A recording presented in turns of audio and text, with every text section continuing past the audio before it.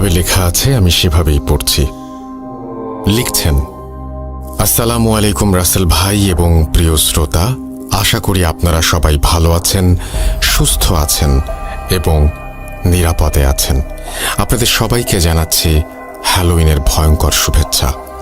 আমি মোস্তফা আলম রোমান, বর্তমানে ভূত.কমের একজন মডারেটর হিসেবে নিয়োজিত আছি। আজ আমি আপনাদের সাথে যে ঘটনাটি শেয়ার করব সেটা একটা কম্বো স্টোরি, তাই ঘটনাটির ব্যাপারে এখনই বিশেষ কিছু বলছি না। তবে আপনাদের জন্য এবং রাসেল ভাইয়ের জন্য এই ঘটনাটি হতে চলেছে হ্যালোউইন স্পেশাল এপিসোডের বিগ সারপ্রাইজ। আমি বাজি ধরে বলতে পারি এরকম ঘটনা এর আগে কখনো কোথাও প্রচারিত হয়নি, কারণ ঘটনাটি আমি নিজে সংগ্রহ করলেও লেখাটা কিন্তু আমার একার নয়। জানেন কে কে সঙ্গ দিয়েছে আমাকে? তারা আর কেউ নন, আমার আপনার প্রিয় তানভীর তুষার, সাবিত আলম এবং সিফাত আলম ভাই। জি হ্যাঁ, আমরা চারজন মিলে ঘটনাটি লিখেছি। অর্থাৎ আজকে হ্যালোউইন স্পেশাল এপিসোডে এই ঘটনার মাধ্যমে আপনারা আপনাদের সব পছন্দের স্টোরি টেলারদের লেখকি ভঙ্গির স্বাদ একসাথে গ্রহণ করতে পারবেন। আর আপনাদের জন্য এই সারপ্রাইজের আয়োজন করার মূল পরিকল্পনাকারী সিফাত ভাইকে জানাই অসংখ্য অসংখ্য ধন্যবাদ। যা হোক, এবার ঘটনায় আসা যাক। ঘটনাটি আমি সংগ্রহ করেছি আমার পরিচিত একজন বড় ভাইয়ের কাছ থেকে। পেশায় তিনি একজন ডাক্তার, তার নাম ডাক্তার উৎপল বিশ্বাস।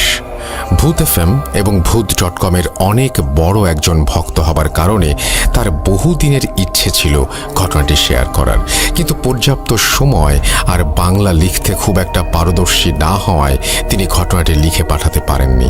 কিছুদিন আগে একটি বিয়ের অনুষ্ঠানে গিয়ে অনেক বছর পর তার সাথে আমার দেখা হয় এবং তিনি আমাকে চিনতে পেরে এগিয়ে এসে কথা বলতে শুরু করেন। একটা সময় তিনি বলেন, তোমার সাথে যোগাযোগের অনেক চেষ্টা করেছি, আজ অনেক দিন পর তোমার সাথে দেখা। তুমি এখন ভূত.কমের মডারেটর। আমি তোমার সবগুলো ঘটনা শুনেছি এবং আমার কাছে চমৎকার লেগেছে। আমার কাছেও একটা রোমহর্ষক এবং হৃদয় বিদারক ঘটনা আছে। তুমি যদি লিখে পাঠাও তাহলে আমার অনেক দিনের স্বপ্ন পূরণ হবে।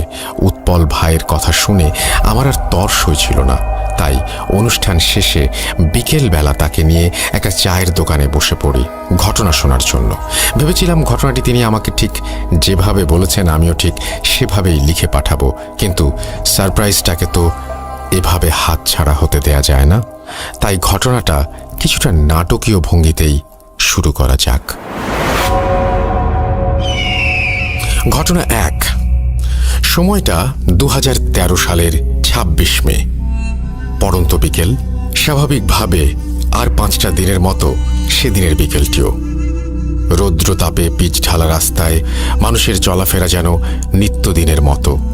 কিছুটা এগিয়ে যেতেই রাস্তার মাঝে একটি ভিড় দেখা যাচ্ছিল, আর ধীরে ধীরে উৎসুক জনতা এক এক করে সেই ভিড়ের মাঝে সামিল হতে লাগলো।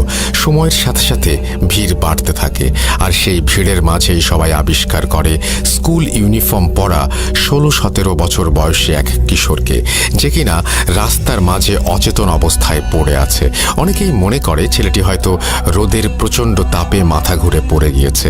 2-1 ব্যক্তি ছেলেটির শরীরে হাত রেখে বুঝতে পারে যে ছেলেটি আসলে আর বেঁচে নেই। বিষয়টি নিশ্চিত হতে কয়েকজন ছেলেটির গলায় হাত দিয়ে এবং কবজি পরীক্ষা করে দেখে, অর্থাৎ নাড়ি পরীক্ষা করে দেখে ছেলেটি সত্যিই মারা গিয়েছে। নিথর দেহ নিয়ে সে রাস্তার এক পাশে পড়ে আছে। ছেলেটির মৃত্যু নিশ্চিত হওয়ার পর উপস্থিত জনতার মাঝে কেউ একজন পুলিশে ফোন করে। যথারীতি কিছুক্ষণ পরে পুলিশ চলে আসে। তারা এসেই উৎসুক জনতার ভিড় সরিয়ে দিয়ে চারিদিকে আইনি প্রক্রিয়ায় ঘিরে ফেলে এবং ছেলেটির শার্ট প্যান্টের পকেট চেক করতে থাকে, এতে করে যদি ছেলেটির কোনো পরিচয় বা ঠিকানা পাওয়া যায়। কিন্তু অনেক খোঁজাখুঁজির পরেও ছেলেটির ব্যাগ থেকে উত্তরবঙ্গের কোনো একটা জেলার একটি ঠিকানা ছাড়া আর কিছুই পাওয়া যায় না। এরপর পুলিশ লাশটিকে ময়না তদন্তের জন্য অর্থাৎ পোস্টমর্টেমের জন্য বাংলাদেশের স্বনামধন্য একটি মেডিকেল কলেজে পাঠিয়ে দেয়। কিছুক্ষণের মধ্যেই যথারীতি লাশটি মেডিকেলে পৌঁছে যায়।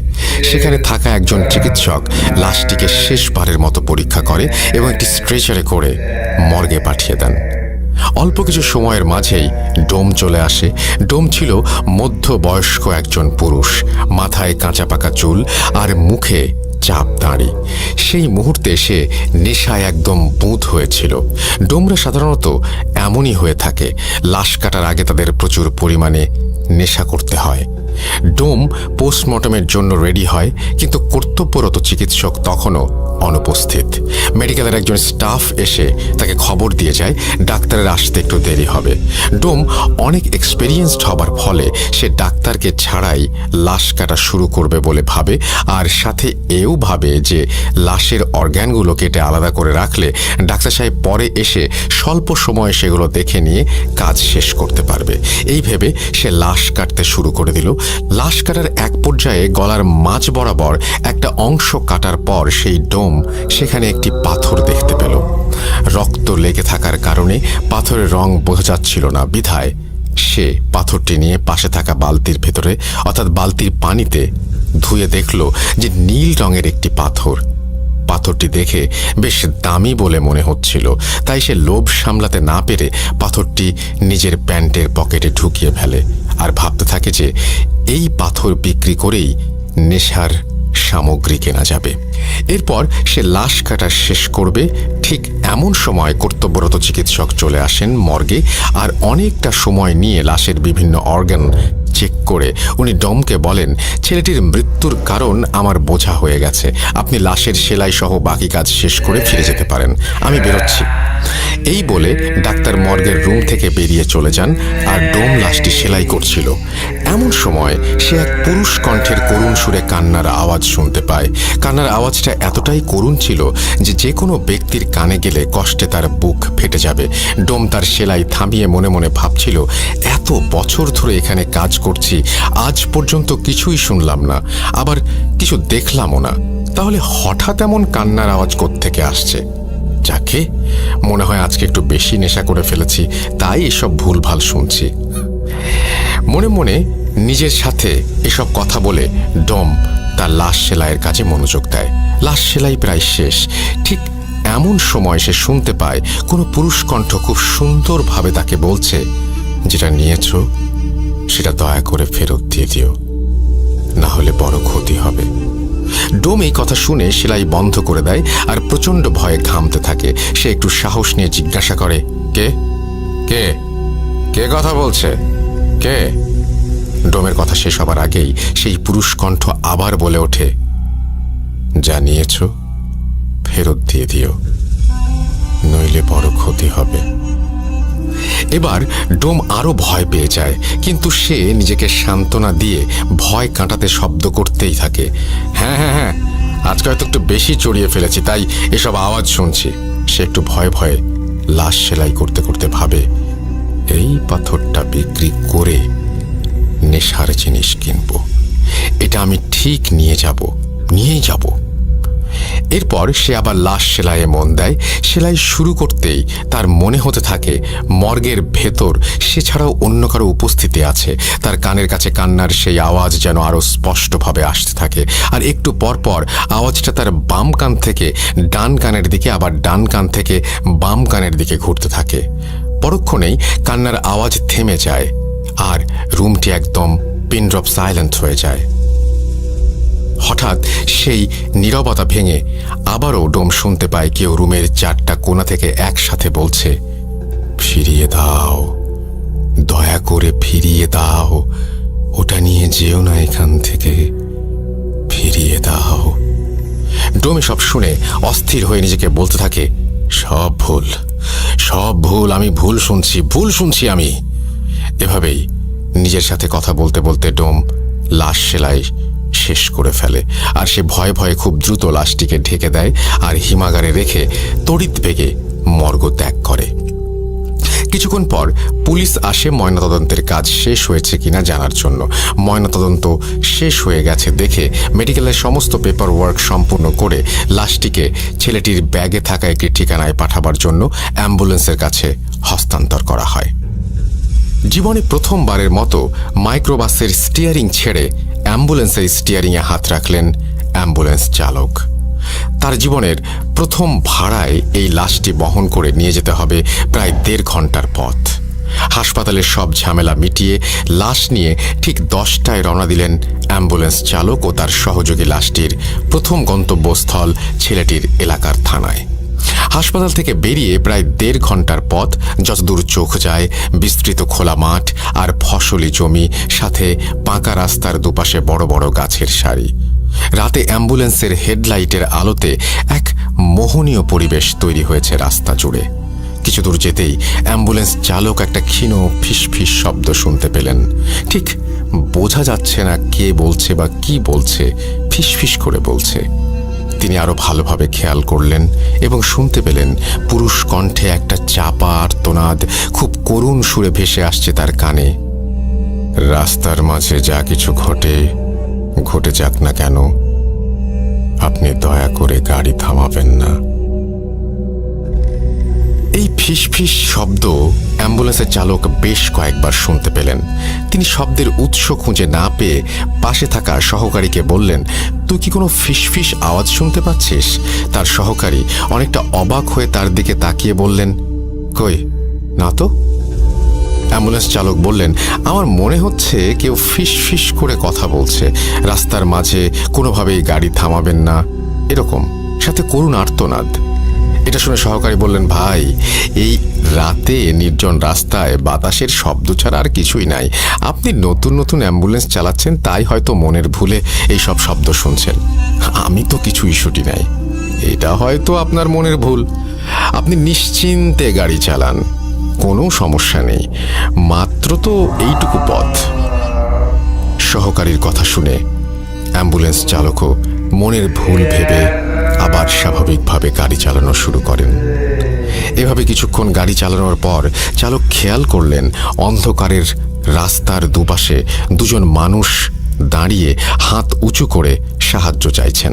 তিনি সেদিকে তাকাতেই অ্যাম্বুলেন্সের পেছনে থাকা ড্রাইভার আর রোগীর মাঝে যে জায়গাটায় একটা জানালার মতো দেয়া থাকে, জানালায় টোকা দিয়ে আবার সেই পুরুষ কণ্ঠে কাঁদো কাঁদো গলায় গাড়ি না থামানোর জন্য অনুরোধ করতে লাগলেন। এবারে অনুরোধটা যেন একটু স্পষ্টভাবেই শুনতে পেলেন তিনি, কিন্তু তিনি খেয়াল করলেন তার পাশে থাকা হেল্পার খুব স্বাভাবিকভাবেই বসে আছে। সে রাস্তার দুজন লোককেও লক্ষ্য করছে না। তাই তিনি গাড়ি না থামিয়ে রাস্তার লোক দুজনকে পাশ কাটিয়ে সামনে চলে গেলেন।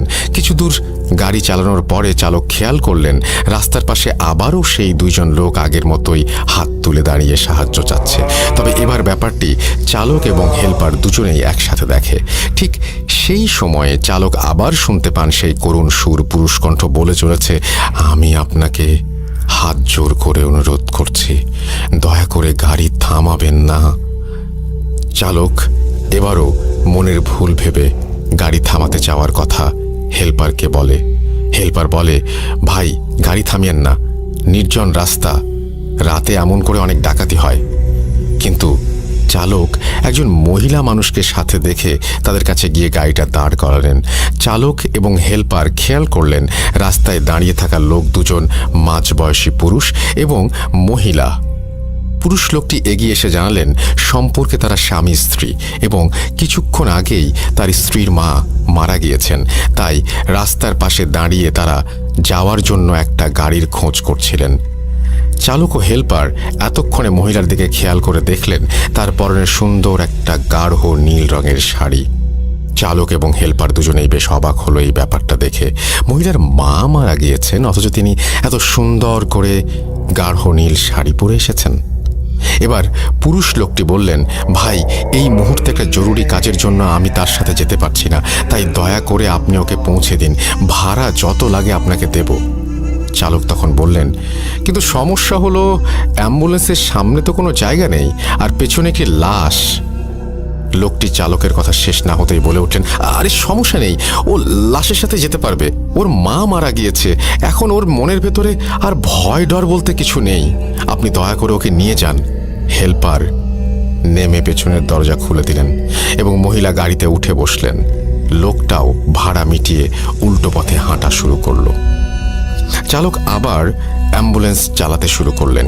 এভাবে কিছুক্ষণ গাড়ি চালানোর পর চালক এবং হেল্পার গাড়ির পিছনে একটা ধস্তাধস্তির শব্দ শুনতে পেলেন। মনে হচ্ছে পেছনে দুজন লোক গাড়ির মাঝে কিছু একটা নিয়ে কাড়াকাড়ি করছে। গাড়িটা যেন ধস্তাধস্তির কারণে একটু দুলছে এদিক ওদিক। সাথে সাথে চালক আবার শুনতে পেল সেই করুণ শব্দ। সেই পুরুষ কণ্ঠে আবারও কাঁদো কাঁদো গলায় কেউ বলে চলেছে, এ আপনি কাকে গাড়িতে ওঠালেন? দয়া করে গাড়ি থেকে নামিয়ে দিন, মহিলাকে নামিয়ে দিন। এত করুণ সুরে কাঁদতে কাঁদতে বলা হলো কথাটা যে উপেক্ষা করতে পারল না চালক। তখনও গাড়ির ভেতর হালকা ধস্তাধস্তির শব্দ হয়েই চলেছে। এর মাঝেই রাস্তার পাশে গাড়ি থামিয়ে দিলেন তিনি। গাড়ি থামিয়ে দেওয়ার সাথে সাথেই পেছনের ধস্তাধস্তির শব্দটাও থেমে গেল। ঠিক তখনই পেছন থেকে রাগান্বিত কণ্ঠে মহিলাটি বলে উঠলেন, কি ব্যাপার, আপনি গাড়ি থামালেন কেন? চালক আমতা আমতা করে কিছু বলতে যাবেন, ঠিক সেই সময় মহিলা আরও ক্ষিপ্ত হয়ে বললেন, আপনাকে বললাম না আমার মা মারা গেছেন, তারপরেও আপনি এমন করে গাড়ি থামিয়ে রেখেছেন। দ্রুত চলুন। গাড়ি চালানো শুরু করার পরে আবার সেই ধস্তাধস্তির শব্দ। এক পর্যায়ে মহিলা পেছন থেকে বলে উঠলেন, গাড়ি থামান, আমি এখানে নেমে যাব। মহিলার কথা শুনে চালক গাড়ি থামিয়ে দিলেন। চালক এবং হেল্পার অবাক হয়ে খেয়াল করলেন রাস্তার দুপাশে কোনো বাড়ি ঘর নেই, দুপাশে শুধুই ফসলি জমি। হেল্পার নেমে পেছনের দরজাটা খুলে দিতেই মহিলা গাড়ি থেকে নেমে মুহূর্তেই রাস্তার পাশে থাকা ফসলি জমির অন্ধকারে মিলিয়ে গেলেন। এরপর তারা গাড়ি নিয়ে কোনো ঝামেলা ছাড়াই মাঝরাতে ছেলেটির এলাকার থানায় পৌঁছালেন এবং সেই থানায় পুলিশের সাহায্যে তারা লাশ নিয়ে ছেলেটির বাড়িতে গেলেন। এবার গাড়ির দরজা খুলে তারা যখন লাশটি নামাতে গেল তখন দেখল লাশের ডান পা থেকে তাজা রক্ত ঝরছে। সেই রক্ত দিয়ে অ্যাম্বুলেন্সের স্ট্রেচার ভিজে চুইয়ে পড়েছে অ্যাম্বুলেন্সের মেঝেতে। সবাই ঘটনাটা দেখে রীতিমতো অবাক, কারণ ছেলেটি মারা গেছে অনেক আগে। মৃত্যুর এতটা সময় পর এমনিতেই একটা মৃতদেহের রক্ত জমাট বেঁধে যায়, সেখানে মৃতদেহ থেকে এমন তাজা রক্ত পড়া সত্যিই ভয়ঙ্কর এবং প্রায় অসম্ভব একটা ব্যাপার। তারা রক্তের উৎস খুঁজতে গিয়ে দেখল লাশের ডান পায়ের উরুর কাছে গোল করে একটা ক্ষত। দেখে মনে হচ্ছে অনেক সময় যোগ রক্ত চুষে খেলে যেমন হয়, ক্ষতটি ঠিক তেমনই একটি ক্ষত। আর তখনও সেখান থেকে তাজা রক্ত ঝরেই চলেছে। লাশকে গোসল করিয়ে কাফন পরিয়ে জানাজা শেষ করে মাঝরাতেই কবর দেওয়ার জন্য কবরস্থানে নিয়ে যাওয়া হয়। যেহেতু রাতেই কবর দেওয়া হবে তাই চালক এবং হেল্পার চিন্তা করলেন কবরটা দিয়েই চাই। লাশ যখন কবরে নামিয়ে বাঁশের খাড়াল বিছিয়ে কবর দেয়া হচ্ছে, চালক আর হেল্পার তখন কবর থেকে একটু দূরে দাঁড়িয়ে হঠাৎ খেয়াল করলেন তার থেকে কয়েকটা কবর সামনেই 16-17 বছর বয়সী একটা ছেলে মাটিতে বসে এক দৃষ্টিতে তাকিয়ে আছে তাদের দিকে আর অঝরে কেঁদে চলেছে। তিনি ভাবলেন সে হয়তো মারা যাওয়া ছেলেটির বন্ধু, তাই বন্ধুর মৃত্যুতে এমন করে কান্না করছে। কিন্তু একটু পরে খেয়াল করলেন ছেলেটি শুধু তার দিকেই তাকিয়ে কান্না করে যাচ্ছেন আর অন্য কারো দিকে তাকাচ্ছেন না। তিনি ভালো করে খেয়াল করে দেখলেন অন্য কেউ ছেলেটিকে দেখছেও না। ব্যাপারটা তখন বেশ ভয়ের আর অদ্ভুত লাগে তার কাছে। কবর দেয়া শেষ করে তারা যখন বাড়ির পথে যাত্রা শুরু করলেন তখন চালক খেয়াল করলেন গাড়ির হেডলাইটের আলোতে রাস্তার পাশে কবরস্থানে কাঁদতে থাকা সেই ছেলেটি রাস্তার পাশে বসে ঠিক আগের মতোই তার দিকে তাকিয়ে আছে এবং কান্না করছে। সে কিছুক্ষণ পরপরই রাস্তার পাশে এমন করে ছেলেটিকে দেখছিল। চালক তখন অনেকটা ভয় পেয়ে যান। তার মনে তখন একটাই প্রশ্ন, তিনি ছেলেটাকে পার করে আসার পরেও কেন বারবার এমন দেখছেন, আর শুধুমাত্র তার দিকে তাকিয়েই বা কেন কান্না করছে? এসব ভাবতে ভাবতে কিছু দূর এগিয়ে আবার দেখেন ছেলেটি রাস্তার পাশে তার দিকে তাকিয়ে কান্না করছে। চালক আবার ছেলেটির দিকে তাকাতেই হেল্পার চিৎকার দিয়ে ওঠে। হেল্পারের চিৎকার শুনে সামনে তাকাতেই চালক দেখে অপর দিক থেকে একটা দ্রুত গতিতে মালবাহী ট্রাক ছুটে আসছে। কিছু বুঝে ওঠার আগেই এসে সজোরে ধাক্কা দেয় অ্যাম্বুলেন্সটাকে। অ্যাক্সিডেন্টের সাথে সাথে জ্ঞান হারিয়ে ফেলেন অ্যাম্বুলেন্সের চালক এবং হেল্পার। কিন্তু জ্ঞান হারানোর কয়েক মুহূর্ত পরেই আবার তাদের জ্ঞান ফিরে আসে। চালক এবং হেল্পার দেখতে পান তাদের কিছুই হয়নি। একটু আগে যে ট্রাকের সাথে অ্যাক্সিডেন্ট করলো তারা, তার কোনো চিহ্নও নেই। আর এই সব কিছু একদম ঠিকঠাক ঠিকঠাক আছে। একটু পর নিজেকে স্বাভাবিক অবস্থায় ফিরিয়ে এনে একটু ভয়ে ভয়ে চালক আবার গাড়ি চালাতে শুরু করলেন। আবারও একটু দূরে এসে তিনি খেয়াল করলেন আবারও সেই ছেলেটি রাস্তার পাশে বসে তার দিকে তাকিয়ে আছে আর একটানা কান্না করেই চলেছে। ছেলেটির দিকে তাকাতেই তারা আবার আগের মতো করেই অ্যাক্সিডেন্ট করলো। আবার কয়েক মুহূর্তের জন্য জ্ঞান হারানোর পর জ্ঞান ফিরে দেখেন সবকিছু ঠিক এবং স্বাভাবিক। এবার চালক হেল্পার প্রচণ্ড রকমের ভয় পেয়ে যান। গাড়ির চালক আস্তে আস্তে গাড়ি চালানো শুরু করেন। কিছুক্ষণ বেশ স্বাভাবিকভাবে আসার পর দুজনে খেয়াল করেন রাস্তার পাশে বিশাল এক গাছের ডাল ভেঙে পড়ে আছে তাদের অ্যাম্বুলেন্সের সামনে। এটা দেখে দুজনেই অ্যাম্বুলেন্স থেকে নেমে দৌড় দেয় সামনের দিকে। একটু সামনেই তারা দেখতে পায় একটা চায়ের দোকান, আর দোকানে কয়েকজন লোক বসে চা খাচ্ছে। তারা সেদিকে দৌড়ে গেলে লোকগুলো উঠে দাঁড়ায়। চায়ের দোকানি তাদের বলে, আপনারা রাস্তার মাঝে গাড়ি রেখে এভাবে দৌড়িয়ে আসছেন কেন? অ্যাম্বুলেন্স চালক তখন বলেন, দেখলেন না আমাদের গাড়ির উপর একটা গাছ ভেঙে পড়লো। চায়ের দোকানি সহ সবাই, অর্থাৎ বাকি সবাই তখন অবাক হয়ে তাদের দিকে তাকিয়ে আছে। দোকানি বলে, কোথায় গাছের ডাল ভেঙে পড়েছে? সবকিছু তো ঠিকই আছে। আমি দেখলাম আপনারা গাড়ি থেকে নেমে আসছেন, হঠাৎ কি হলো আপনি মাঝ রাস্তায় গাড়ি হার্ড ব্রেক করলেন, তারপর দুজন গাড়ি থেকে নেমে সোজা আমাদের দিকে দৌড় দিয়ে আসলেন। এই কথা শুনে চালক এবং হেল্পার দুজনেই পেছনের দিকে তাকিয়ে কোথাও কোনো গাছের ডালের চিহ্ন দেখতে পেল না। ফাঁকা রাস্তার মাঝে তাদের গাড়ি দাঁড় করানো, তারা বাকি রাতটা ভয়ে ভয়ে এই চায়ের দোকানেই কাটিয়ে সকালে চলে গেল। চালক অ্যাম্বুলেন্স চালানোর প্রথম দিনই এমন এক ভয়ঙ্কর অভিজ্ঞতার কারণে সেদিন বাড়ি ফিরে এই অ্যাম্বুলেন্স চালানোর চাকরি বাদ দিয়ে দিলেন। কিন্তু ঘটনা যেন তখনও তার পিছু ছাড়ছে না। তিনি প্রায় প্রতি রাতে একটা অদ্ভুত স্বপ্ন দেখতে শুরু করেন।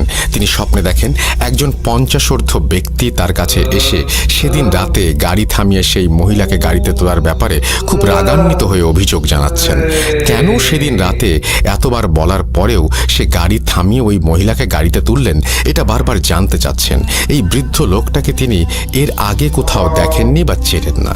এরপর একটা পর্যায়ে গিয়ে দেখলেন লোকটা তাকে একটা অজানা জিনিস ফিরিয়ে দেওয়ার জন্য অনুরোধ জানাচ্ছেন। তার একটু পরেই অ্যাম্বুলেন্স চালকের ঘুম ভেঙে যায়। তিনি এই স্বপ্নের কোনো ব্যাখ্যা বুঝতে পারেন না। তিনি প্রথম দিন এটা স্বাভাবিকভাবেই মেনে নিলেন। এত কিছু ঘটে গেল গত রাতে, তাই হয়তো এমন হয়েছে এটা ভাবলেন। কিন্তু প্রথম দিন এটা স্বাভাবিকভাবেই মেনে নিলেও সমস্যা হলো প্রতিদিন রাতে তিনি একই স্বপ্ন দেখা শুরু করলেন। বারবার সেই 50 লোকটা তার কাছে একটা অজানা জিনিস ফিরিয়ে দিতে বলছে।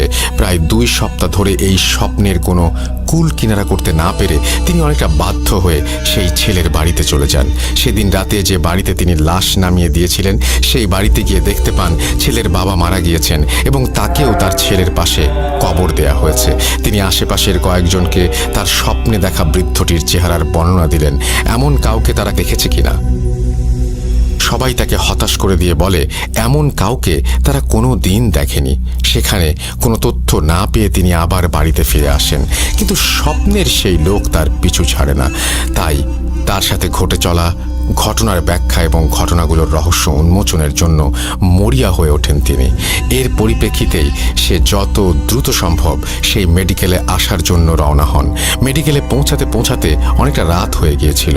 সে মেডিকেলে এসে যে ডাক্তার সেই ছেলের পোস্টমর্টম করেছিল তাকে খুঁজতে শুরু করেন। ডাক্তারকে খুঁজে পাওয়ার পর ডাক্তার কিছুটা ব্যস্ত থাকায় তাকে বাইরে গিয়ে অপেক্ষা করতে বলেন।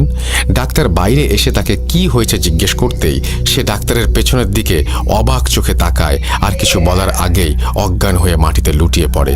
ডাক্তার এই আকস্মিক দৃশ্য দেখে থমকে যান এবং আশেপাশের লোকজন ডাকতে শুরু করেন তাকে সাহায্য করার জন্য। লোকজন ডাকার জন্য ডাক্তার যখন এদিক ওদিক দেখছিলেন তখন পেছন দিকে চোখ পড়তেই তিনি দেখেন খাকি কাপড় পরিহিত একজন মধ্যবয়সী লোকও অজ্ঞান হয়ে পড়ে আছে। ডাক্তার আশেপাশের লোকজন এবং হাসপাতালের স্টাফদের সাহায্যে তাদের দুজনকে ভেতরে নিয়ে শুইয়ে দেন। ঘটনা 3।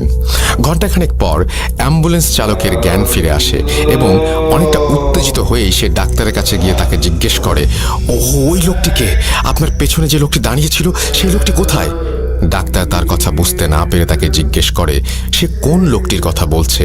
প্রত্যুত্তরে অ্যাম্বুলেন্স চালক ডাক্তারকে বলে তার পেছনে যে লোকটি খাঁকি কাপড় পরে দাঁড়িয়েছিল সেই লোকটি কোথায়। ডাক্তার কিছুটা অবাক হন, কেননা অ্যাম্বুলেন্স চালক এবং সেই খাঁকি কাপড় পরিহিত লোকটি কখনোই একজন আরেকজনের পরিচিত নন। এই বিষয়ে তিনি নিশ্চিত ছিলেন, কেননা খাঁকি কাপড় পরিহিত লোকটাকে তিনি চিনতেন আর ভালো করেই জানতেন সে সবসময় নেশাগ্রস্ত থাকে। কিন্তু তবুও অ্যাম্বুলেন্স চালক কেন বারবার সেই লোকটাকে এত মরিয়া হয়ে খুঁজছে? ডাক্তার তার সব চিন্তা ভাবনাকে মনের মধ্যে লুকিয়ে রেখে অ্যাম্বুলেন্স চালকটিকে সেই খাঁকি কাপড় পরিহিত লোকটার বিছানার কাছে নিয়ে যান এবং জিজ্ঞেস করেন সে এই বিছানায় শুয়ে থাকা লোকটির কথাই জিজ্ঞেস করছিল কিনা। উত্তরে অ্যাম্বুলেন্স চালক হ্যাঁ বলেন এবং সেই লোকটির দিকে এক দৃষ্টিতে তাকিয়ে থাকেন এবং লোকটির পরিচয় জানতে চান। ডাক্তার তাকে জানায় বিছানায় পড়ে থাকা লোকটি এই হসপিটালের ডোম। ডাক্তার কোনো কিছু বুঝতে না পেরে অ্যাম্বুলেন্স চালককে সবকিছু খুলে বলার অনুরোধ করেন। অ্যাম্বুলেন্স চালক ডাক্তারকে কিছু বলতে যাওয়ার আগেই বিছানায় শুয়ে থাকা ডোমের জ্ঞান ফিরে আসে। ডোমের জ্ঞান ফিরে আসার সাথে সাথে সে অ্যাম্বুলেন্স চালকের দিকে তাকিয়ে অবাক প্রশ্ন করতে থাকে সে কে এবং কেনই বা সে বারবার তার স্বপ্নে আসে। ডোমের কথা শুনে অ্যাম্বুলেন্স চালক এক প্রকার বাকরুদ্ধ হয়ে যান। কিছু সময় পর সে নিজেকে স্বাভাবিক অবস্থায় ফিরিয়ে এনে অনেকটা বিরক্তি নিয়ে ডোমকে সেই একই প্রশ্নগুলো করতে শুরু করে। তাদের কথোপকথন শুনে ডাক্তার একরকম বোকা বনে যায়। অ্যাম্বুলেন্স চালক তখন ডোমকে প্রশ্ন করে সে কেন বারবার রাস্তায় গাড়ি থামাতে নিষেধ করছিল। অ্যাম্বুলেন্স চালকের কথা শুনে ডোম রীতিমতো উত্তেজিত হয়ে যায় এবং সে অ্যাম্বুলেন্স চালককে উল্টো প্রশ্ন করে বসে। ডোমের প্রশ্ন ছিল কেন সে বারবার সেই পাথরটি ফিরিয়ে দিতে বলছিল। ডোমের কথা শুনে অ্যাম্বুলেন্স ড্রাইভার তাকে বলে পাথর? কোন পাথর? কিসের পাথর? আমি কোনো পাথরের কথা জানি না। আপনি আমাকে কি যেন বলছিলেন তার কোনো কিছুই আমি বুঝতে পারছিলাম না, আমার মাথায় ঢুকছিল না। ডোম এবং অ্যাম্বুলেন্স চালকের কথা শুনে ডাক্তার এবারে ডোমকে সবকিছু খুলে বলার অনুরোধ করেন। ডোম তখন অ্যাম্বুলেন্স চালককে উদ্দেশ্য করে বলতে থাকেন 2 সপ্তাহ আগে হাসপাতালে 16-17 বছর বয়সী একটি ছেলে আসে, অর্থাৎ তার লাশ আসে। সেদিন আপনার আসতে একটু দেরি হয়, আমি একাই সেই লাশটি কাটা শুরু করি, কেননা আমার এর আগে 200-র ওপর লাশ কাটার অভিজ্ঞতা আছে। লাশটি কাটতে কাটতে যখন আমি লাশের গলার দিকে কাটা শুরু করি তখন আমি গলার ভেতর শক্ত একটা কিছু পাই। জিনিসটা কি তা দেখার জন্য আমি সেটি পানি দিয়ে ভালোভাবে ধুয়ে পরিষ্কার করি এবং দেখি জিনিসটি ছিল ছোট একটি পাথর যার রং ছিল নীল। পাথরটি দেখে আমার কাছে অনেক দামি মনে হয়েছিল আর তাই আমি পাথরটি নিজের কাছে রেখে দেওয়ার সিদ্ধান্ত নেই। যেহেতু মাঝে মাঝে আমি একটু নেশা করি তাই পাথর বিক্রি করে আমার অনেক দিনের নেশার টাকা হয়ে যেতে পারে ভেবে মনে মনে খুশি হচ্ছিলাম।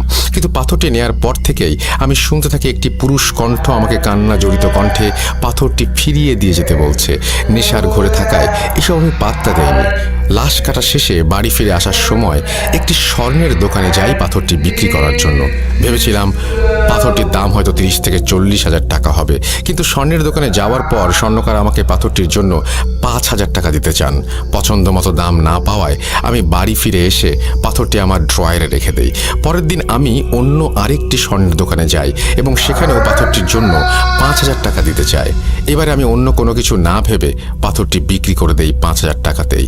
পাথরটি বিক্রি করে মনে মনে কিছুটা খুশি হই, কেননা সেই মুহূর্তে 5,000 টাকাই আমার জন্য অনেক টাকা ছিল।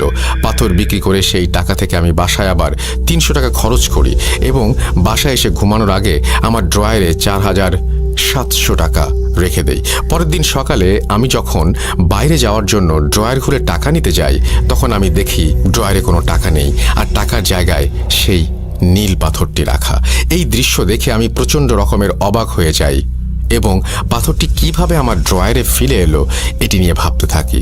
কিন্তু আমার মাথায় কোনো কিছুই আসছিল না, কেননা পাথরটি আমি নিজে না নিয়ে এলে কোনোভাবেই এখানে আসার সম্ভাবনা নেই। তবুও আমার স্ত্রীকে ডেকে জিজ্ঞেস করি কেউ এসে পাথরটি দিয়ে গিয়েছিল কিনা। পরক্ষণেই আবার মনে পড়ে আমি তো কাউকেই আমার বাসার ঠিকানা দেইনি, তাহলে এই পাথরটি কেউ এসে কিভাবে দিয়ে যাবে? এসব ভাবতে ভাবতে আমি আবার পাথরটি বিক্রি করতে আগের স্বর্ণের দোকানে যাই। স্বর্ণের দোকানে যাওয়া মাত্রই স্বর্ণকার এবং দোকানের অন্য লোকজন আমাকে একরকম বেঁধে ফেলে। আমি তাদের কাছে কারণ জিজ্ঞাসা করলে তারা বলে আমি নাকি গতকাল রাতের বেলা তাদের দোকানের সামনে গিয়ে স্বর্ণকারকে ফোন দেই এবং তাকে পাথরটি ফিরিয়ে দিতে বলি, এবং পাথর ফিরিয়ে না দিলে আমি নাকি দোকান ভাঙচুর করব হুমকি দেই। স্বর্ণকার ওই রাতেই দ্রুত এসে আমাকে পাথরটি ফিরিয়ে দেওয়ার পর আমি নাকি তাকে 4,700 টাকা দেই। আর স্বর্ণকার বাকি 300 টাকা কোথায় জানতে চাইলে আমি নাকি স্বর্ণকারকে দুটো চড় মেরে সেখান থেকে পাথরটা নিয়ে চলে আসি। স্বর্ণকারের কথা বিশ্বাস না করায় সে আমাকে তার দোকানের সিসিটিভি ফুটেজ দেখাতে চায়, আর আমিও রাজি হয়ে যাই। কিন্তু অবাক করা ব্যাপার হলো সেদিন রাতের কোনো ফুটেজই ক্যামেরায় ধরা পড়েনি। এরপর আমি স্বর্ণকারকে বুঝিয়ে শুনিয়ে পাথরটি আবার তাকে দিয়ে 4,700 টাকা নিয়ে বাসায় চলে আসি। বাসায় ফিরে আসার আগে আমি আবার সেই 300 টাকা খরচ করেছিলাম। ঘুমানোর আগে আমি টাকা ড্রয়ারে রেখে দিয়েছিলাম এবং সকালে উঠে আবারও পাথরটি নিয়ে আবার স্বর্ণকারের কাছে যাই। এবারে স্বর্ণকার আমাকে তার কয়েকজন লোক দিয়ে মারধর করতে শুরু করে। আমি তাকে মারধরের কারণ জিজ্ঞাসা করলে সে আমাকে বলে আমি নাকি গতকাল রাতেও আগের মতোই এসে তাকে ফোন দেই এবং পাথরটি ফেরত চাই। এবারে স্বর্ণকার তার সাথে আরও 2জন লোক নিয়ে আসে যেন আমি তাকে আর মারতে না পারি, কিন্তু এবারও নাকি আমি তাকে 4,400 টাকা ফেরত দিতে গেলে সে বাকি টাকাটা কোথায় জিজ্ঞেস করার পর আমি একাই স্বর্ণকার এবং তার সাথে থাকা 2 ব্যক্তিকে মেরে সেখান থেকে চলে আসি। এবারে আমি আর পাথরটি বিক্রি করিনি। পাথরটি পাওয়ার পর থেকেই আমি রাতের বেলা স্বপ্ন দেখতে শুরু করি, আর স্বপ্নের সেই ব্যক্তিটি আর কেউ না, তিনি হচ্ছেন অ্যাম্বুলেন্স চালক। আপনি আমার স্বপ্নে এসে পাথরটি ফেরত দিতে বলছেন। আমি মনের ভুল ভেবে বারবার এসব কিছু অগ্রাহ্য করে যাচ্ছিলাম, কিন্তু প্রতিদিনই আমি স্বপ্ন দেখি আপনি আমাকে বারবার পাথরটি ফেরত দিতে বলছেন। আপনি কেন আমার সাথে এরকম করছেন? কে আপনি? কি চান আমার কাছে? অ্যাম্বুলেন্স চালক ডোমের এই কথাগুলো শুনে কোনো অর্থই খুঁজে পাচ্ছিল না এবং সে নিজের দেখা স্বপ্নের কথাও ডোমকে জানায়। ডাক্তাররা তখন চুপচাপ দাঁড়িয়ে তাদের কথা শুনছিল। এবার সে বলতে শুরু করে ওই লাশের পোস্টমর্টম হবার পর থেকে আমার সাথেও ছোটোখাটো কিছু ঘটনা ঘটছে। যেদিন আমি লাশটার পোস্টমর্টম করি সেদিন থেকেই আমি রাতের বেলা প্রায় সময়ই দেখতাম 16-17 বছর বয়সী একটি ছেলে, যার হাতে অনামিকা আঙুলটি কাটা, এবং সে আমার বারান্দায় বসে কাঁদছে এবং আমার দিকে তাকিয়ে হাত এমনভাবে ইশারা করছে যেন সে আমাকে তার কাছে ডাকছে কিছু বলবার জন্য। আমি মনের ভুল ভেবে অন্যদিকে মনোনিবেশ করার পরেও তাকে বারবার দেখতে পাচ্ছিলাম। সে আমাকে বলে মর্গ থেকে নাকি তার একটি জিনিস হারিয়ে গিয়েছে এবং সেটি এই হাসপাতালের সাথে জড়িত কারো কাছেই আছে। সে কান্না করতে থাকে এবং আমাকে তার জিনিসটি খুঁজে দেওয়ার জন্য অনুরোধ করতে থাকে। আমি প্রায় প্রতি রাতেই তাকে আমার বারান্দায় একই অবস্থায় বসে কান্না করতে দেখি এবং সে আমার কাছে বারবার তার হারানো জিনিস খুঁজে দেওয়ার অনুরোধ করে। তাদের 3 জনের কথার পর পরস্পরের মনে যেন এক ধোঁয়াশার সৃষ্টি হয়। তাদের সাথে কি হচ্ছে তারা কেউ কোনো কিছু বুঝতে পারছিল না। কোনো কিছু বুঝতে না পেরে তারা পুলিশের শরণাপন্ন হয়। পুলিশ স্টেশনে গিয়ে সেই লাশটির সম্পর্কে তথ্য জানতে চাইলে পুলিশ সরাসরি তাদেরকে তথ্য দিতে মানা করে দেয় এবং তারা পরীক্ষা নিরীক্ষা ও তদন্তের পর কিছু জানতে পারলে তাদের জানাবে, আর প্রয়োজন পড়লে তাদের ডাকা হবে। পুলিশ তাদের কাছে এই সব তথ্য জানতে চাওয়ার কারণ জানতে চাইলে তারা পুলিশকে সব কিছু খুলে বলে, কিন্তু পুলিশ এইসব অলৌকিক ব্যাপারে হাসি ঠাট্টায় উড়িয়ে দিয়ে তাদেরকে পুলিশ স্টেশন থেকে চলে যেতে বলে। এরপর তারা সকলেই নিজ নিজ বাসায় চলে যায়। তবে অদ্ভুত ব্যাপার হলো সেদিনের পর থেকে অ্যাম্বুলেন্স চালক এবং ডাক্তারের সাথে আর কোনো ধরনের কোনো ঘটনা ঘটেনি, কিন্তু সেদিন থেকে ডোমের জীবন শুরু হয় এক বিভীষিকাময় কালো অধ্যায়ের। বাড়িতে ফিরে আসার পর ডোম আবার স্বপ্ন দেখতে শুরু করে। এবারে সে স্বপ্নে গাঢ় নীল শাড়ি পরিহিত মহিলাকে দেখতে পায়।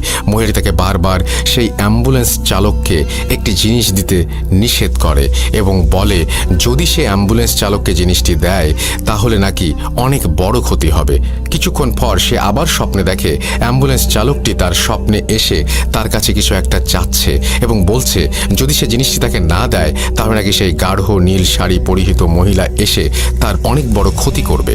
কিন্তু ডোম কিছুতেই বুঝতে পারছিল না সেই মহিলা এবং অ্যাম্বুলেন্স চালক তার কাছে কি চাচ্ছে। অ্যাম্বুলেন্স চালক এবং সেই মহিলাটি ডোমের কাছে আসলে সেই পাথরটি চাচ্ছিল, কিন্তু সে কিছুতেই ভেবে পাচ্ছিল না তারা তার কাছে আসলে কি চাচ্ছে। ডোম কেন সেই পাথরটির কথা মনে করতে পারছিল না সেই বিষয়ে আমি কিছুক্ষণ পরেই আসছি। এরপর থেকে ডোম প্রতিদিনই একই স্বপ্ন দেখতে থাকে। নীল শাড়ি পরিহিত মহিলা বারবার তাকে এসে সাবধান করে দিচ্ছিল এবং তার কাছে জিনিসটি চাচ্ছিল, আর এটাও বলছিল জিনিসটা তাকে না দিলে সে তার অনেক বড় ক্ষতি করবে। এর কিছুদিন পর বাইরে থেকে বাজার করে ফিরে আসার সময় একটি রোড অ্যাক্সিডেন্টে ডোমের স্ত্রী মারা যায়। ডোম তখন বুঝতে পারে তার কাছে যে জিনিসটি চাওয়া হচ্ছিল তা না দেওয়ার জন্যই হয়তো নীল শাড়ি পরিহিত মহিলা তার স্ত্রীকে মেরে ফেলেছে।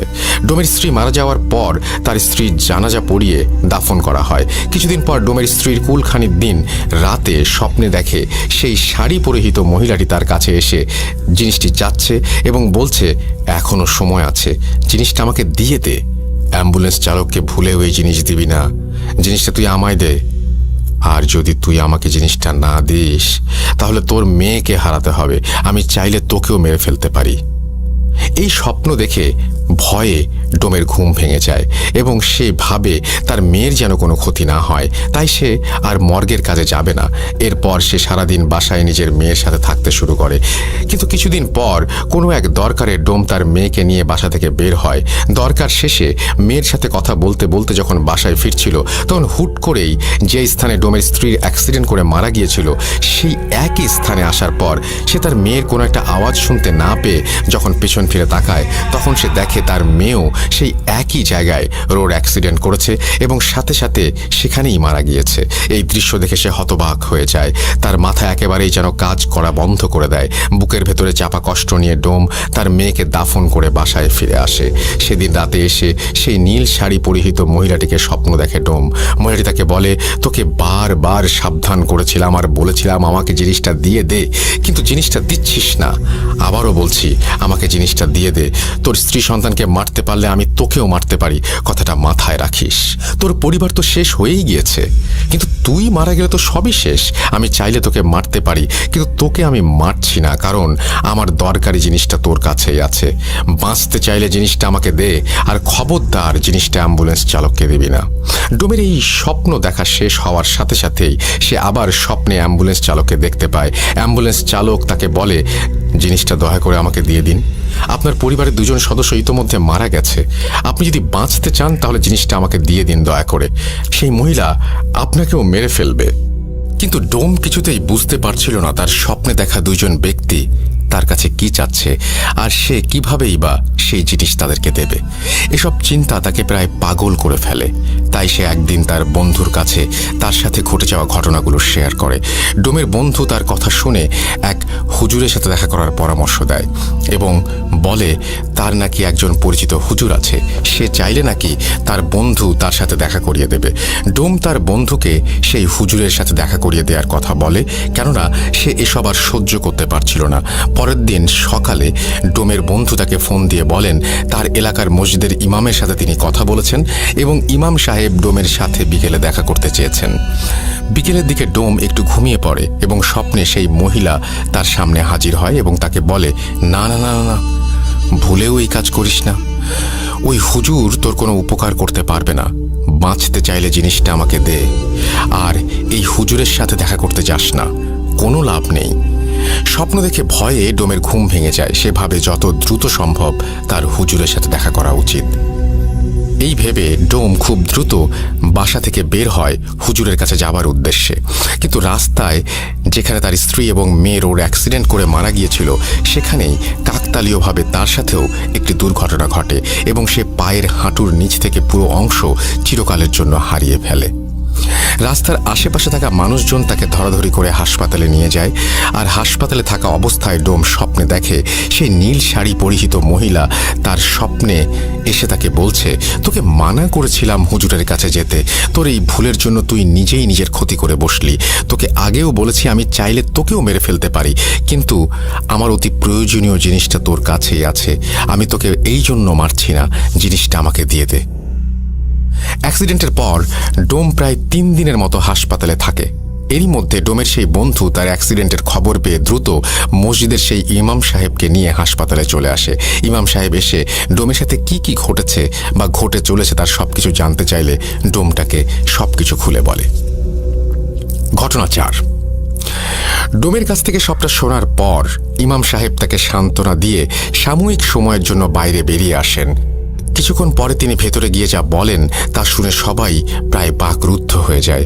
তিনি ডোমের বন্ধুকে ডেকে বলেন, আপনার বন্ধুকে কালো জাদু করা হয়েছে। শুধু তাই নয়, এই মুহূর্তে তার অবস্থাও খুব একটা ভালো নয়। যতটা তাড়াতাড়ি সম্ভব তার চিকিৎসার ব্যবস্থা করতে হবে। এরপর তিনি ডোমের কাছে গিয়ে বলেন, আপনার বাড়িতে কোনো পাথর আছে? নীল রঙের পাথর? ইমাম সাহেবের এই প্রশ্ন শুনে ডোম রীতিমতো হকচকিয়ে যান, কারণ ঘটনাগুলো বিস্তারিতভাবে বললেও তিনি ইমাম সাহেবকে নীল পাথরের কথাটি বলেননি। তাহলে তিনি পাথরটির ব্যাপারে কিভাবে জানলেন? কথাটি ভাবার সময় ইমাম সাহেব যখন আবারও তাকে এই প্রশ্ন করেন, তখন ডোম সবটা শুরু থেকে বলতে থাকেন। ডোমের কাছ থেকে পাথরের ব্যাপারটি শুনে ইমাম সাহেবের কপালে হালকা চিন্তার ছাপ দেখা যাচ্ছিল। এদিকে ছুটি কাটিয়ে ডাক্তার উৎপল বিশ্বাস যখন হাসপাতালে এসে জানতে পারলেন সেই ডোম অ্যাক্সিডেন্ট করেছে, তখন তিনি তার কেবিনে গিয়ে ইমাম সাহেবকে দেখতে পান। তিনি ডোমের বন্ধুর কাছ থেকে সবটা শোনার পর বুঝতে পারেন ঘটনা অন্যদিকে মোড় নিয়েছে। তাই তিনি ইমাম সাহেবের কাছে গিয়ে নিজের সাথে ঘটে যাওয়া এবং সেই অ্যাম্বুলেন্স চালকের সাথে ঘটে যাওয়া ঘটনাগুলো এক এক করে বলতে শুরু করেন। ডাক্তারের কাছ থেকে সবকিছু শোনার পর ইমাম সাহেবের আর বুঝতে বাকি রইল না যে আসলে কি ঘটতে চলেছে। তাই তিনি আর দেরি না করে ডাক্তারের পারমিশন নিয়ে ডোমকে বাড়িতে নিয়ে যান। তিনি যখন ডোমের ঘরে পা রাখেন, ঠিক তখনই তিনি বুঝতে পারেন সেই বাড়িতে ঢুকতে অদৃশ্য কোনো একটি শক্তি তাকে বাধা দিচ্ছিল, যেটা কিনা তার থেকেও অনেক শক্তিশালী। তাই তিনি নিজের এবং ডোমের ও তার বন্ধুর শরীর বন্ধ করে প্রবেশের চেষ্টা করেন। তবুও শুধুমাত্র ইমাম সাহেবের ক্ষেত্রেই এক প্রকার বাধা অনুভব হচ্ছিল। পরবর্তীতে ইমাম সাহেবের ভাষ্য মতে ব্যাপারটি ছিল ঠিক দুটি চুম্বক সমমেরুর মতো। দুটি চুম্বকের সমমেরু যেভাবে একে অপরকে বিকর্ষণ করে, ঠিক তেমনি ইমাম সাহেবকে ডোমের বাড়িতে ঢুকতে দেওয়ায় বাধা প্রদান করা হচ্ছিল।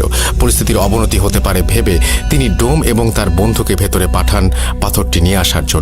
কিন্তু ঘরের ভেতর গিয়ে পাথরটি হাতে নেয়ার সাথে সাথেই দরজা আপনা আপনি বন্ধ হতে শুরু করে। ইমাম সাহেব নিজের মতো করে চেষ্টার পরেও পরিস্থিতি অনুকূলে আনতে না পারায় তিনি ওস্তাদের সাথে যোগাযোগ করেন এবং তার সাহায্য নিয়ে ডোম ও তার বন্ধুকে ঘর থেকে বের করে আনেন। তবে তখনও তিনি পাথরটি হাতে নিতে পারছিলেন না। কোনো একটি অদৃশ্য শক্তি পাথরটি তার হাতে নিতে বাধা সৃষ্টি করছিল। কিন্তু আল্লাহর কালামের ওপর তো আর কিছু নেই।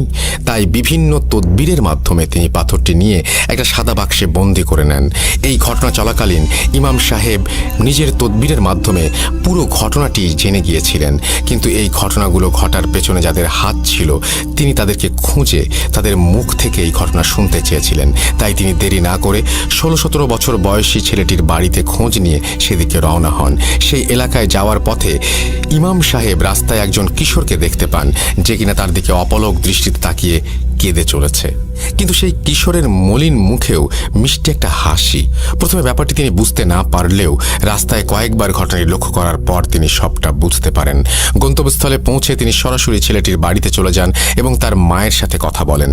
কিন্তু সেখানে গিয়ে তিনি রীতিমতো অবাক হয়ে যান, কারণ মাত্র 3 দিন আগে ছেলেটির মাও এই দুনিয়া থেকে বিদায় নিয়েছেন। ব্যাপারটি ইমাম সাহেবের কাছে যেমন কষ্টকর, ঠিক তেমনই রহস্যজনক বলে মনে হলো। তিনি কবরস্থানে গিয়ে দেখেন বাবা, মা এবং ছেলের কবর একদম পাশাপাশি। মাত্র 1 মাসের মধ্যে একই পরিবারের 3 জনের মৃত্যু। তবে ছেলের মৃত্যু ছাড়া বাকি সবগুলো প্রায় স্বাভাবিক মৃত্যুর মতো। এরপর ইমাম সাহেব তার কবর জিয়ারত করেন এবং বুঝতে না পেরে আবারও নিজের ওস্তাদের সাথে যোগাযোগ করেন। তার ওস্তাদ বলেন, তুমি পাথরের বাক্সটি বাবা মায়ের কবরের মাঝখানে রেখে সেটিকে মুক্ত করে দাও, বাকিটা সেখানে দেখতে পাবে। ইমাম সাহেব তার ওস্তাদের কথা মতো কাজগুলো করার পর যা দেখেন তা ছিল শরীর শিউরে ওঠার মতো। তিনি দেখেন পাথরটি মুক্ত করে দেবার পর কবরের পাশ থেকে করুণ সুরে আর্তনাদ এবং কান্নার আওয়াজ।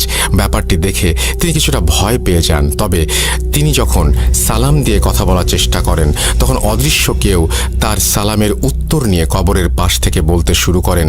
কণ্ঠ ছিল একটা পুরুষ কণ্ঠের মতো। তিনি বলেন, ওয়ালাইকুমুসসালাম, আপনাকে আমি কি বলে ধন্যবাদ জানাবো আমি জানি না। শেষ পর্যন্ত আপনি আমাকে আমার গন্তব্যস্থলে পৌঁছে দিয়েছেন, কিন্তু যাদের জন্য আমার এত লড়াই তারাই আজ পৃথিবীতে নেই। এটা বলে আবারও চাঁপা সুরে কান্নার আওয়াজ। ইমাম সাহেব কিছু কথা বলে তাকে সান্ত্বনা দেওয়ার চেষ্টা করেন এবং জিজ্ঞেস করেন আসলে তিনি কে এবং তাদের সাথে কি সম্পর্ক। কিছুক্ষণ পর সেই অদৃশ্য পুরুষ কণ্ঠ নাম বলে আর বলতে থাকে, আমি একজন জিন, এই নীল পাথরটি আমার বাসস্থান।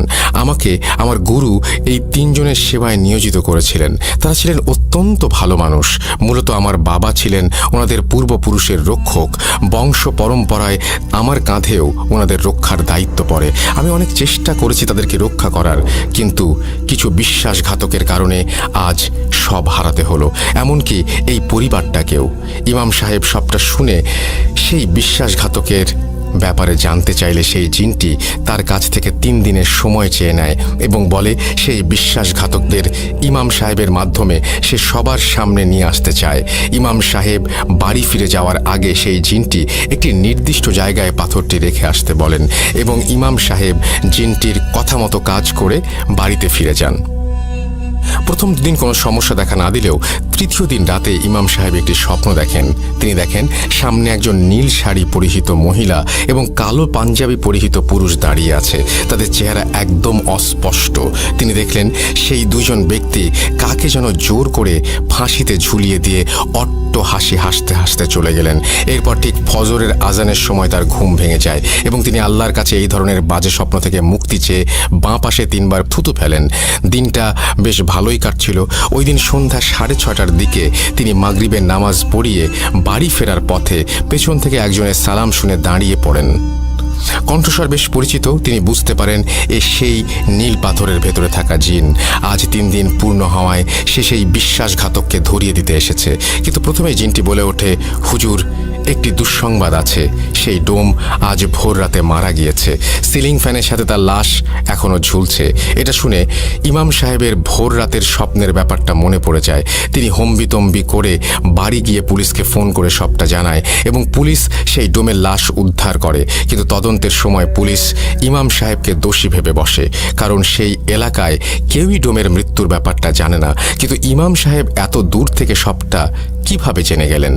তারা ইমাম সাহেবকে গ্রেপ্তার করে থানায় নিয়ে গেলেও অনেক তথ্য আর অলৌকিক ঘটনার বর্ণনা দিয়ে তিনি পুলিশের কাছে একটি ফাঁকা রুমে একা থাকার অনুমতি এবং কিছুটা সময় চেয়ে নেন।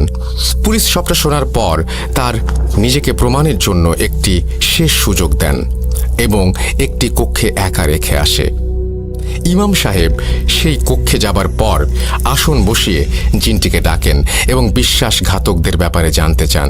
এবার জিনটি বলতে থাকে, এই সব কিছুর পেছনে দায়ী হচ্ছে 16-17 বছর বয়সী ছেলেটির চাচা চাচি। তারাই আমাকে বন্দি করেছে আর তারাই আমাকে মেরেছে।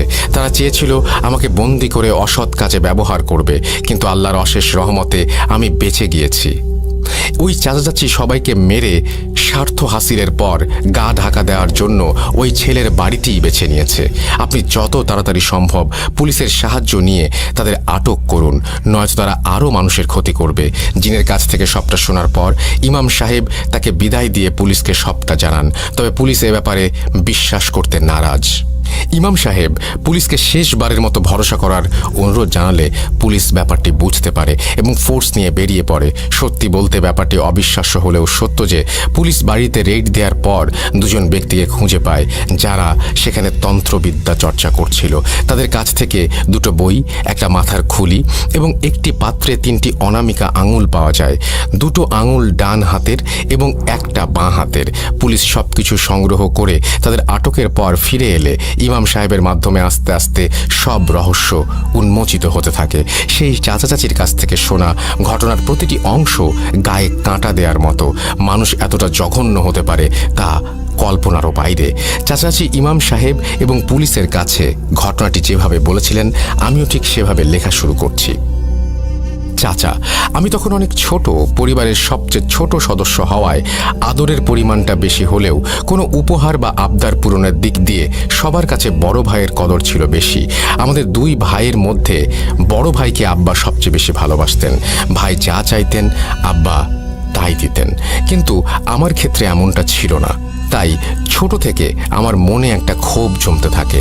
বড় ভাইকে এতটা আদর যত্ন করার মূল কারণ হলো নীল পাথরের উত্তরাধিকারী নীল পাথর হচ্ছে আমাদের পরিবারের রক্ষা কবচ। আমার দাদু একটা সময় জিন পালতেন এবং তাদের অনেকভাবে সাহায্য করতেন বিধায় উপহার স্বরূপ প্রতিটি প্রজন্মের রক্ষী হিসেবে একজন জিন পেয়ে থাকেন। আমার বাবাও পেয়েছিলেন। এদিকে পরিবারের পরবর্তী প্রজন্মের সবার বড় হওয়ায় আমার বড় ভাই ছিল পরবর্তী জিনের মালিক। এ পর্যন্ত সব ঠিক ছিল, কিন্তু মৃত্যুর আগে তিনি সম্পত্তির কিছু অংশ আমাকে দিয়ে বাকিটা বড় ভাইকে দিয়ে দিলেন। তার ধারণা ছিল যেহেতু তার মৃত্যুর পর বড় ভাই আমার দেখাশোনা করবেন, সেহেতু সম্পত্তির বড় অংশটুকু তার কাছে থাক। কিন্তু ব্যাপারটি আমি একদমই মেনে নিতে পারিনি। আমি অনেকভাবে সম্পত্তি হাতানোর চেষ্টা করেছি, কিন্তু সেই নীল পাথরের জিনের কারণে সম্ভব হয়ে ওঠেনি। এরপর ভাইয়ের বিয়ে হয়, একটা ছেলে সন্তানও হয়। এরপর আমারও বিয়ে হয়। বিয়ের পর আমার স্ত্রীকে দেখতাম সে বিভিন্ন মন্ত্র পড়ে অসুস্থ মানুষকে সুস্থ করে তুলত।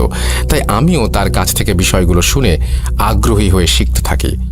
একটা সময় আমরা দুজনই কবিরাজি শুরু করে দেই এবং শক্তিশালী মন্ত্র শিখে চর্চা করতে থাকি। এদিকে আমার ভাতিজাও বড় হতে থাকে এবং আবারও সম্পত্তি পাওয়ার আশা শেষ হতে থাকে, কারণ আমার কোনো ছেলে মেয়ে নেই। সম্পত্তি এবং নীল পাথরের ভাগিদার সে একাই।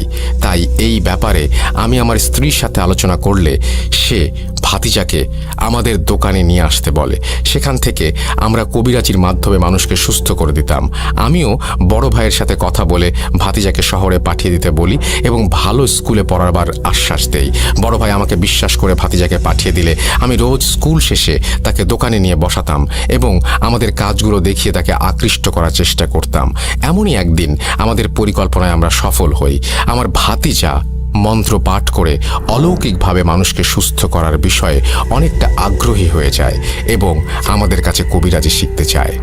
এটাই ছিল আমাদের মোক্ষম